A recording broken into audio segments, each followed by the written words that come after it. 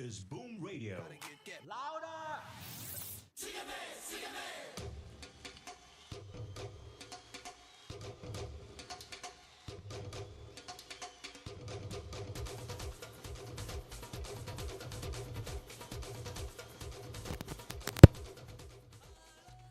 Aloha, aloha. Every time you hear the sound, just know it is time for sports right here on your Boom Radio Engine. Not just sports, we call it Phoenix Sports. Because, like the Phoenix, we always rise through the ashes. My name is Sola Rogers. And my name is Cornelius. I bid you a big welcome to Phoenix Sports. Fascinating weekend of football. Goals ringing about. And right here on Phoenix Sports, you know how we do it. We'll bring you all the details. We'll analyze. We'll break it down on how the goals came, who scored them, and the significance of those goals going over the weekend. That's what it is. And without further ado, let's just dive right into it. And of course, in the English League, the English League fixture started on Friday. Newcastle back to winning ways, and this, of course, has coincided with one Joe Wheeler coming back into the midfield, bringing some much needed still to the midfield. And of course, that game saw Newcastle beat an informed Wolves side. Of course, if you're betting people, you need to look away from this one. I'm sure all your money would have been on Wolves to win that game away at Newcastle. But it was not to be with Alexander Isak on target in the 14th minute. And of course, Anthony Gordon doubling the lead before Timo Livramento making it a 3-goal to nil scoreline at the end of that one. And of course, Tottenham, of course, beating Crystal Palace by 3-1. Tottenham, Crystal Palace, settling to life after Roy Hodgson, who had, who fell ill and had to take to hospital, and of course had to relinquish his position at the helm at Crystal Palace. Tottenham winning that one by 3-1. Liverpool with a lot of injury issues and with a lot of young stars, unknown faces in the team, going away to Nottingham Forest to win that one by 1-0. But I mean, the dead, man. Yeah, but I mean, what the scoreline will not just tell the story of the game, because of course, Nottingham Forest were fantastic. Liverpool were somewhat lucky to get away with that one, and of course, it is what it is. You understand? Tough football. Heartbreaking. Yes, and Heartbreaking for the neutrals and the Nottingham fans. Of course, Arsenal fans would have been hoping, would have thought, oh, this was 0-0, and the Manchester City fans a chance to catch up with Liverpool, and of course it wasn't to be. And of course Chelsea, things are not looking well out there at Stamford Bridge. Mauricio Pochettino will be in the job at the end of the season. Interesting to see, because Chelsea are nothing to write home about at the moment. Chelsea fans, of course, dumbfounded, not in the best groove at the moment. They were only able to manage a 2-2 draw away at Brentford, and the 2-2 draw in a way flattering Chelsea, because I mean they could have easily lost that one. Could have been worse. Yes, and jury's still out when it You will comes take to a draw anytime, any day in that situation. jury's still out when it comes to the striking department. Is Nicolas Jackson, a good enough striker to lead the Chelsea charge? Opinions are out. In my opinion, I don't think so. Is it striker that takes 1 in every 6 or 7 chances? That is not good enough for a club like Chelsea. Talking about Chelsea Football Club and Chelsea fans, I would like to know your opinion. If you'd like to engage us on your opinion about this, we'll be happy to listen. You can reach out to us on our social media platforms, and we'll be willing to engage you and take your thoughts in on this one. And of course, that game ended 2-2. Like I said, Roslev on target for Brentford, as well as Johan Wissa. Now, what do you think about the Johan Wissa goal, Chola? Beautiful overhead kick there. What do you think about that goal? Stunning goal. Leading up to the weekend, everybody was going on about the comparisons between Wayne Rooney and Garnacho's overhead kicks, and that was where the focus was on. Now, no one saw this one coming, and trust me, it's up there with beautiful goal. I screamed, wow, when I watched that goal going, what a goal it was. Nicolas Jackson was on target, having squandered a couple of chances, finally getting on target for Chelsea. And of course, Axel Disasi, who seemed to be at fault for the first goal, making up by getting Chelsea a 2-2 draw in that one. Other results, so West Ham win away at Everton. Everton in deep trouble, points deduction, 10 points now, reduced to 6 points. It's somewhere in between, somewhere in that relegation fight. And of course, with Luton, showing still and getting good results, although not the best of results for them over the weekend. But interesting to see how that one plans out, Sola. Yeah, and it's just good news for Everton because they were already adjusting to the fact that they've been docked 10 points. That's a big deal. That can wreck anybody's season, Look at the teams at the bottom of the log and remove 10 points from them. They're already relegated. There's no way out. So, but look at Everton. It was when they got docked that their season picked up. Now, from 10 to 6 points, it's a plus. It is a plus. It is a plus, but it's one of those seasons where it will take really, really low margin, really, really high margins to get relegated. You're going to have to put a lot of points on the table to survive in that league because the league is extremely tight, tighter than it's ever been. Talking about the English league, and of course, Fulham in very, very fantastic form. Alexi Iwobi's for Fulham in fantastic form. Beating Brighton by 3-0. Harry Wilson on target, as well as Rodrigo Muniz, and of course Adama Traore scoring his first goal for the London outfit. While Aston Villa beat in Luton in a very fantastic, fascinating game. This game, started with Aston Villa going two goals up, with goals from Oli Watkins, and of course, Luton came with a charge back, in that one, and of course, Jai Tong was on target to make it 2-1, and of course, Carlton Morris equalized 2-2 in that one. You would have felt Luton had earned the right to actually, to at least run away with a point because they were very good. They were good. If they had won that game, you wouldn't have said they didn't deserve it. And of course, football, the cost of football, they considered the third goal to lose that one and walk away with no points in that one, at home in that one. Yeah. All right. Still the Phoenix boss reaching you from Lagos, Nigeria. Sola Rogers and Cornelius breaking it down for those of you who, of course, want to know what's going on and all of that. We definitely have tried to cover almost all of the Premier League, but we're not there yet. There's still a game to be played tonight. This game is like a cup final. Reason being that Liverpool won and Man City won. And of course, Arsenal must win. They must win. Must win. Like Mikel Arteta in his press conference, he said, the Arsenal have got to earn the right to win the game. It means they have to play. There's good news for the Arsenal. I can tell you right now for sure. A lot of injuries, injured players are coming back. The likes of Thomas Partey, there's a strong chance he'll be on the bench for that one tonight. Of course, Gabriel Jesus, he'll definitely play a part in that in the game tonight. Might not be able to play the entire 90 minutes, but he'll play a part, as well as Zinchenko. Zinchenko should be on the bench as well, if not starting the game from the onset, as well as Tomiyasu. The one player Mikel Arteta said we will not be seeing yet is Jorin Timber, having suffered the injury, just arrived at the club. So interesting to see how he plays. I'm excited by something, yeah. This is me being very honest there. The top 3 teams in the Premier League, their last 5 games, only Arsenal have won all 5. Only the Arsenal have won all 5. In the last 5 games for Man City, they drew 1 and won 4. In the last 5 for Liverpool, they lost 1. But Arsenal are the only ones that their form at the moment is on point. Now they have all these players coming back.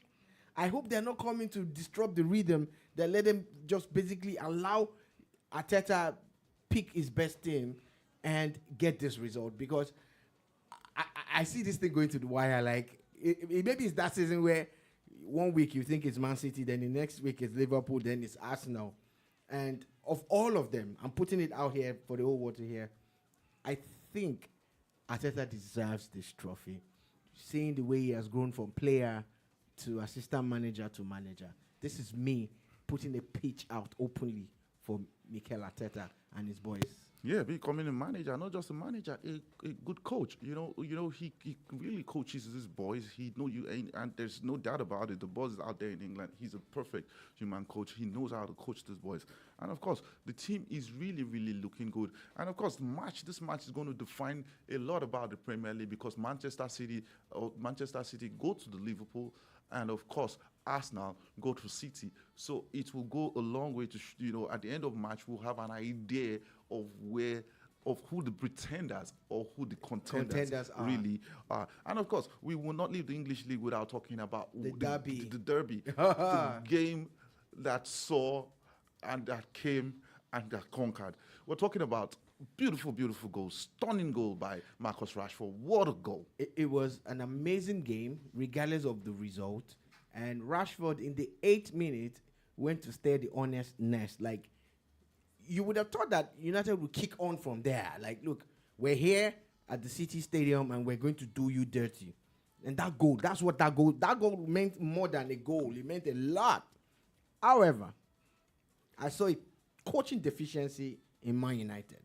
Almost as if he borrowed a book from Pasero, Nigeria's former coach. You had to go there. Yeah, I had to go. You know me. You don't defend against Man City for 100 minutes or 90 minutes or 96 minutes. Do you understand? You need to find a way around it. And if you're going to defend, then could lock up. Like, borrow a book from Jose Mourinho and, like, pack the... boss. You get? But that's why, the stuff that champions are made of. Foden, Yeah, we can't go past without talking about Foden. Foden. English is the most exciting English player right now. Without a doubt, he is exciting. Without a doubt, he's at his peak. Pep Guardiola some years ago said he will not sell Foden for £100 million. And this was at the time when players were being sold for, I think the highest side money. It was not even as high as this. Yeah. He said then he would have sold him for £100 million. Now we're beginning to see the reason why. The boy is fantastic. He has a hammer of the left foot. He's extremely skillful, hard to get off the ball. I mean this as a compliment when I say that Foden doesn't play like a British person.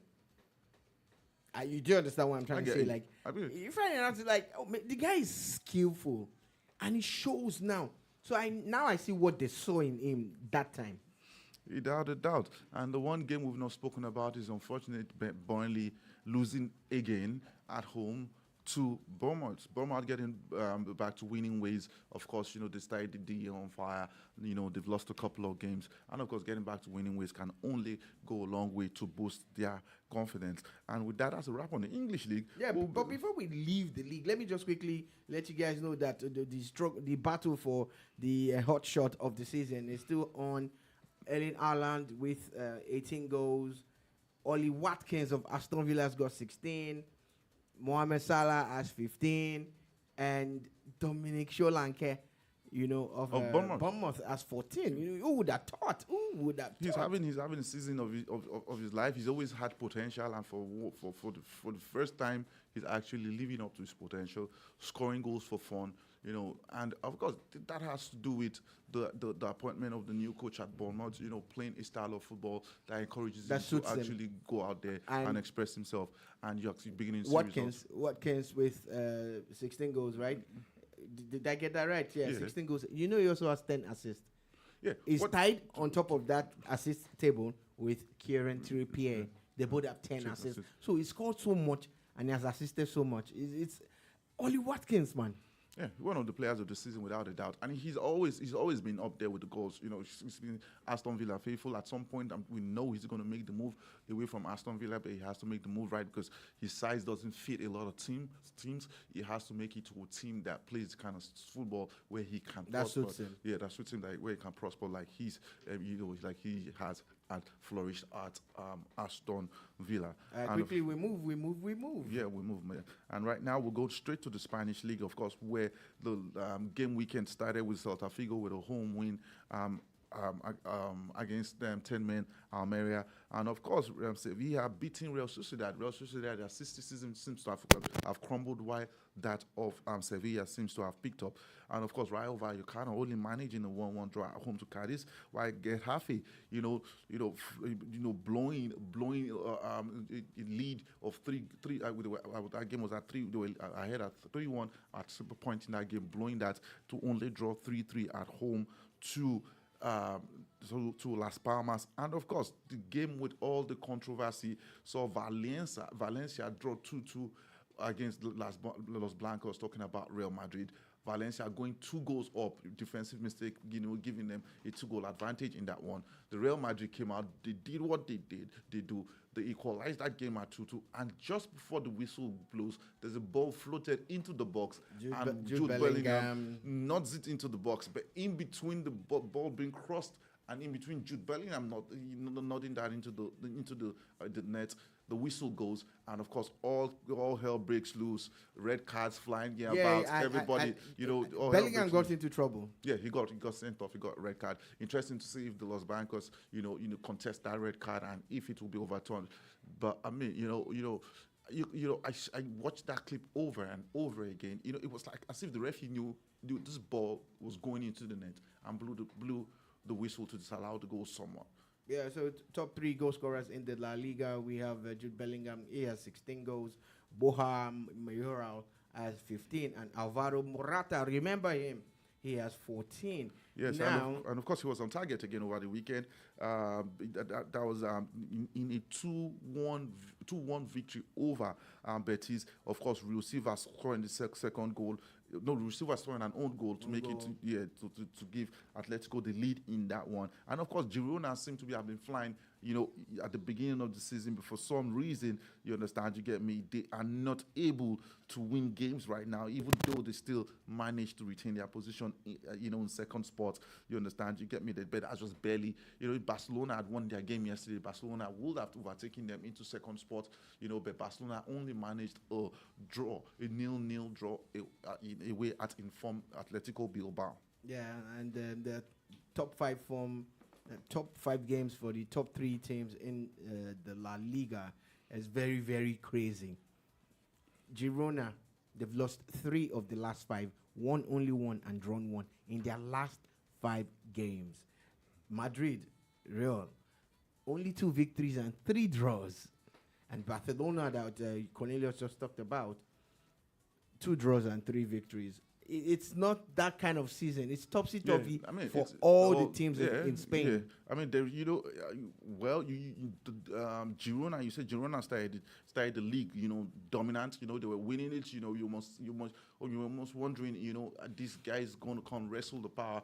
From the top 2, you can put a case in there for Atletico Madrid too, as well. Top 2.5. I mean, something. You understand? Yeah, of course, the Los Blancos showing their pedigree. Putting a couple of victories together, and of course with the poor form of Girona, suffering a couple of niggling injuries there and there, and the inexperience immediately showed in the team. They're struggling to put wins on the table. Another team which is surprising me at the moment, started the season well. With the way they ended the last season, going into this season, you'd have expected them to be in solid conversation for the Champions League positions. Is Real Sociedad. They seem to have been falling off, in recent times, and I think they might miss out on Europe, as a whole, and interesting to see, the likes of Sevilla putting games together. Getafe is up there, you understand, you get me, doing fantastic, Valencia, you understand, you get me, Real Betis as well, doing fantastic. Interesting to see how those European positions work out there in Spain. And of course, moving on to Italy, where Verona is making a late charge to avoid relegation.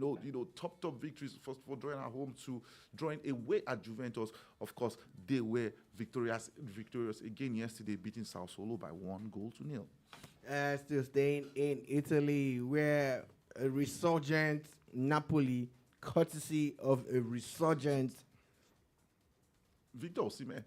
What What are you waiting for? Victor Osimhen. No, without a doubt, we all know it. When Osimhen is banging in form, Napoli is banging in form. Their last game saw them, win that one by 6 goals to I think 2 or 3. Beats what team we did beat a very informed team. One you'd have you would have never seen coming, and of course going beating Juve again over the weekend 2-1 shows that against Juventus. Yeah, that's a big deal. No, I mean Juventus themselves, in the last couple of games, they've not been playing very well. They've had to come back from behind to get a couple of draws, get a couple of late wins here and there. You understand? Something is not right. For something is not panning out for Max Allegri out there.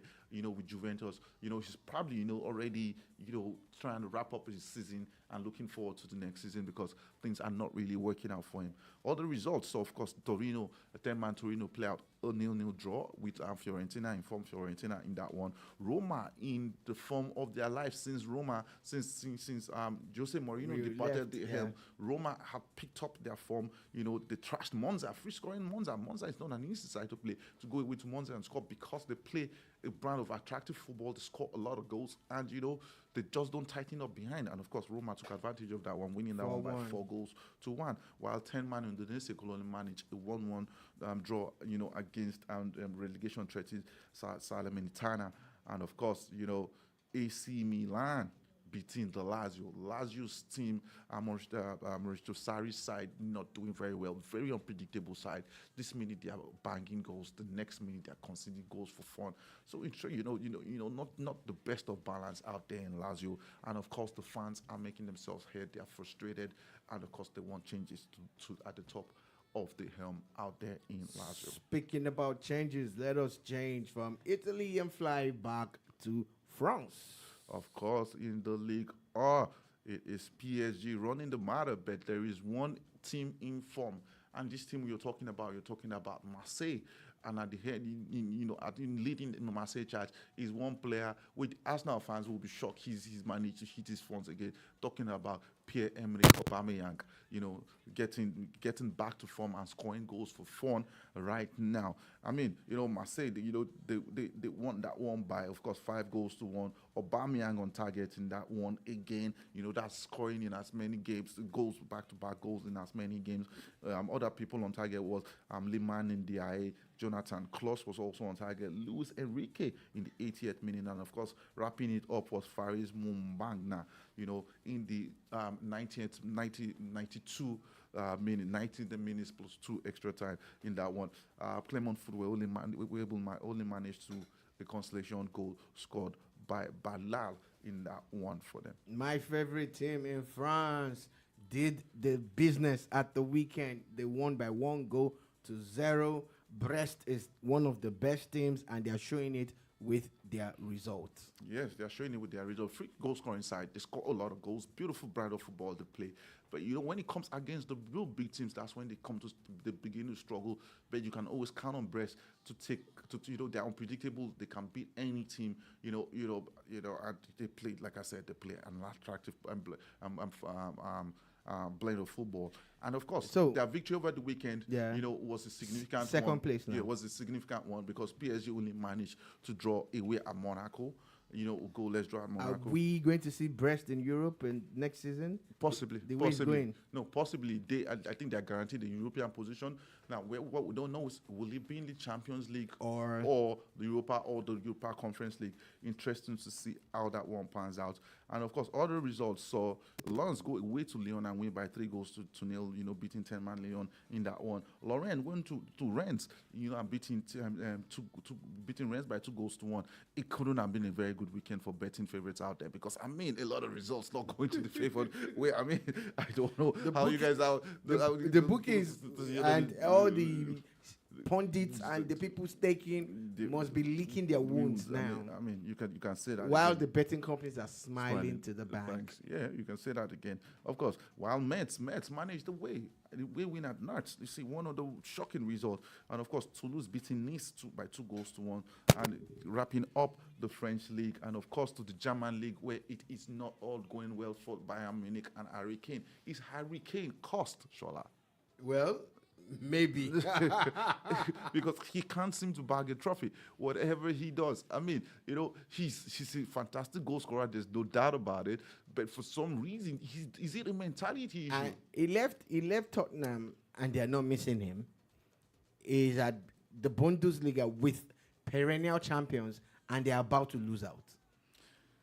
Interesting. The curious case of Harry Kane coming to a movie theater near you. When will that be aired? What year? We'll work on it. Interesting. And of course, the Bayern Munich drawing 2-2 away at Freiburg. You would have you have a bang on for them to win that one. Of course, Christian Gonta opening the scoring in that game, for Freiburg, and of course Bayern Munich went on to equalize. Of course, when Matthias Tell, nodded the ball in the 31st minute. Bayern Munich also went on to take the lead in that one with Jamal Musiala scoring in the 75th minute, and of course only to lose in the dying minutes of that one, conceding the goal to Lucas Howler in the 87th minute to share the points in that one. In Germany, they play at least 2 games less than most people because there are just 18 teams in their top flight, while the others usually have 20. And that means there are 10 more games to go before the league wraps up. Bayer Leverkusen cannot lose. They become like the Invisibles, like they can't lose. The way it's going now, this league is theirs because with 10 games to go, they have 64 points, and Bayern Munich have 54. Yes, that's 10 points ahead. 10-point gap. It will take a strong collapse for Bayern Leverkusen to lose 4 games. To relinquish that. They need to lose at least 3 games and play 1 draw before they can even match them. And of course, you're talking about a team that's in form, a team that does not know how to lose at the moment, team that losing is not in their dictionary at the moment. Deleted. You understand? You get me? And they keep showing their pedigree. Whether it is they go down in a match, they concede the fight back, and they win just like they did over the weekend with Jan Tillemans giving, of course, Cologne the lead in that one. Of course, Jeremy Frimpong, equalizing in the 37th minute. Of course, with Alex Grimando winning it for Leverkusen in the 73rd minute in that one. Darmstadt, Mainz, and Cologne are all at the bottom, but if the league was to end today, Mainz and Darmstadt are gone. Yes, without a doubt. If the league was to end today, those teams should be going. I think in Germany, it is fair to say the shape of the relegating teams very is clear because there's at least a 6-point gap or 5-point gap or so thereabout between the relegation team, and of course that's between 15th position and 16th position.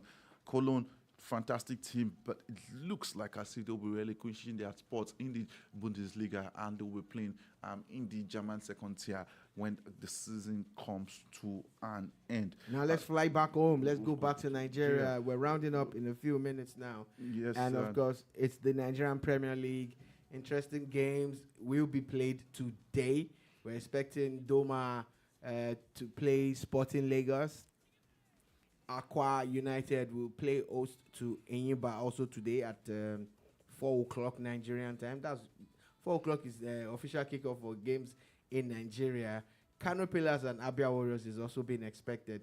But I think Kano, this is the Kwara United and Rivers game that was postponed. No, Kano Pillars and Abia Warriors will be playing. Rivers United are playing on the continent. So their last 3 games have been postponed. Yeah. So that's why Remo couldn't play them last week. And that's why these guys went top of the league. So, of course, some games were played yesterday in the MPFL.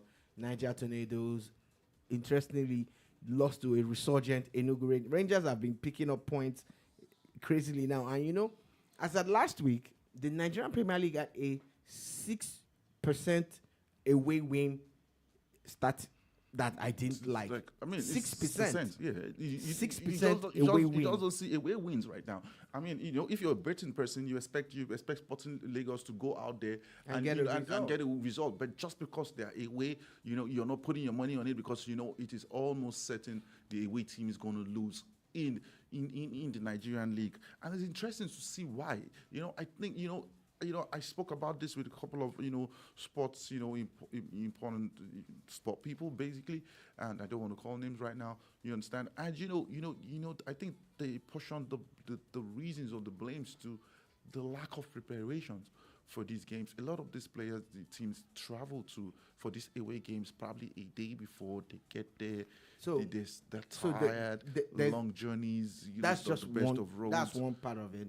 The other part that we must speak the truth about is officiating. Officiating is not fantastic. Let's be very honest.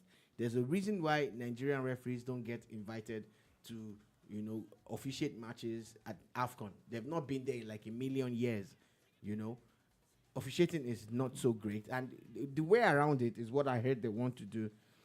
The clubs must stop paying the officials. Let there be a pool of money that is being paid to the officials directly from, the league. So that way, he that pays the piper will not dictate the tune. The officials will be guaranteed their pay, and they will not be biased towards the home team. Another thing that must be done is the coverage of these games. When there are cameras and there's security to protect the cameras, we'll get some amazing away results. This is one thing that our league organizers must work on. Plateau United, back to the results also, they defeated the Edo Arsenal, the Bendel Insurance by 2-0. Lobby Stars, also got 3 points by defeating Katsina United. And Katsina had been involved in that Northern Derby a few days ago against the Pillars, and of course, that was an interesting matchup. A couple of games have been played. We talked about the games that will be played, but the log is what we need to quickly take a look at. We are definitely out of time, but let's just quickly take a look at the log. Of course, the log sees Lobby Stars leading the way with 42 points, following slightly behind with 41 points to Plateau United. Enugu Rangers with their new insurgents, staying in the picture, into the position. They have the best form. 5 games on the bounce. Yeah, without a doubt. And this. I cannot. Relate the form to something changing, but for some reason, something has actually changed at Enugu Rangers, and they seem to be vying for the title. They are 2 points off the top, and interesting. I won't be surprised if they go out, if they actually win it. Don't count Eyimba out. They're in 5th position. Of course, we know the pedigree that Eyimba brings to the table. They have 39 points on the table, and of course, in between Enugu Rangers and Eyimba is Remo Stars, also tied on 39 points. Yeah, and Remo and Eyimba actually have a game at hand. These are games that will be played, and hopefully they will be able to pick up their 3 points, hopefully. So it's really tight up there. Those games are hard against Rivers. Rivers, who has continental commitments. If any of these teams that we've mentioned at the top of the Nigerian Premier League log loses a game, it changes the complexion immediately. It's so tight that any of the top 6 teams here can still win the league. So that's our show, folks. Thanks for watching. Thanks for listening. Please remember to like, comment, and share. Subscribe to our YouTube channel. Follow us on social media. Let us be friends, and shoot us a mail. Give us feedback. Ask us questions. Give us assignments to do for you. You want some information? Let's get it for you. Let's bring it to you. And on that note, we're out. The news at 2 will come up in a bit, and after that, 3 o'clock, we'll see Tokumbo and Dolupo at the bar as we bring you other things. We are your 24/7 radio. Shola Roger signing out. Peace.